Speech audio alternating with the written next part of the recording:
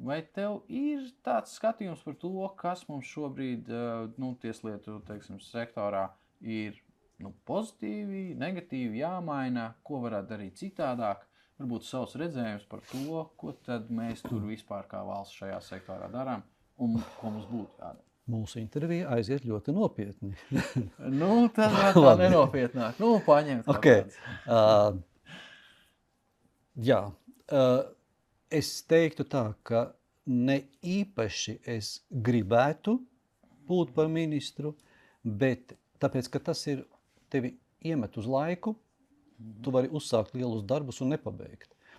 Bet, ja man būtu iespēja, jau teiktu, ka tev jāizvēlas, es tieslietu ministru teiktu, ka tas ir pirmais, ko es labprāt pārņemtu, jo tēmu, es zinu, diezgan liekas.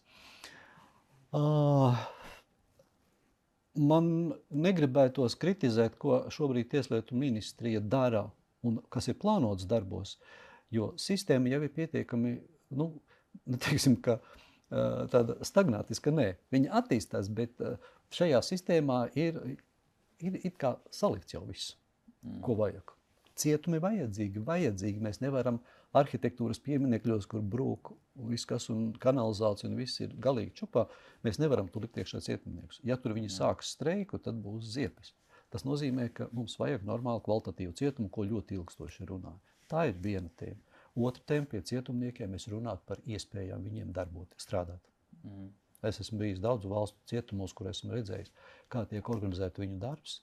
Lai gan valsts nedrīkst nodarboties ar šo biznesa jomu, bet dot atvieglojumus uzņēmējiem, kas šādu darbu piedāvā. Un tad uzņēmējs uztraucas par produkcijas realizēšanu. Cilvēki nopelnītu, arī ejot brīvībā, viņiem jau būtu kaut kāda naudiņa. Tas ir virziens, kur vajadzētu attīstīt. Nevis problemātiski, dažreiz tieslietu ministrija mazliet atsakās no tām lietām, par kurām varētu atbildēt, bet saka, tai citi. Piemēram, savulaik veidoja Bāriņtiesu.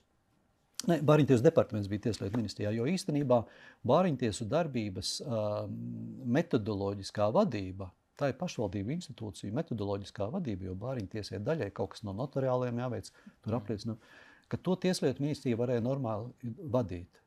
Labklājības ministrijai, ir tas sociālais mērķis Bāriņtiesai.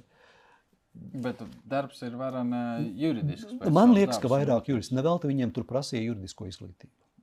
Tiem valdes Bāriņtiesu locekļiem. Un arī likumā ierakst iekšā. Mazliet tāpat tās ir, bet šobrīd to es melošies teikšu. Man liekas, ka civilstāvokļa aktu reģistrācijas virziens metodoloģiski šobrīd varbūt nav līdz galam sakārtojies. Tur gan it kā viss ir turpinā rutīnā, nekas vairāk nē. Ja nāks dievturu draudzi, tad vienīgi vēl viņi jāapmāca, lai viņi zinātu, kā laulību reģistrēt. Ko vēl virziens? Un tad, ko gan es gribētu izdarīt, mēs 2002. Gadā nospriedām, ka valstī būs tiesu administrācija, kas būs padota tieslietu padomei, un tieslietu padome kā tiesu varas pārstāvis ar savu izpildu institūciju, ar administrāciju organizē un vada tiesas. Tieslietu ministriju mēs būtiski sadalījām grāmatvedību, lietvedību, visu to sadalījām, izdalījām atsevišķu iestādi un teicām, tieslietu ministrijā tos nevajag. Tur ir. Abās divās atzima tie paši ierēģi tieslietu ministrijā. Tāpēc es teiktu, ka, un es zinu, ka tas notiks. Es domāju, 2-3 gadu laikā notiks.